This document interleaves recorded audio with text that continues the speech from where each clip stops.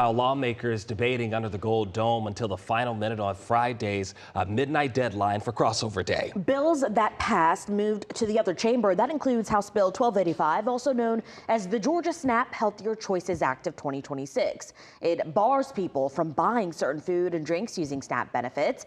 But bills that did not pass, like Senate Bill 568, are done for the session. That legislation would have required eligible voters to be posted and made public before each primary or election. It would have required early voting to happen at assigned precincts instead of any precinct like it is now, and it would have moved elections to paper ballots instead of the touchscreens currently used. And it looks like sport betting is still not coming to Georgia. House Resolution 450 would have put it on the ballot to give you the chance to vote for a constitutional amendment to make it legal. There is bipartisan support for the idea, citing the money sports betting brings in, but some people against it say it's addictive.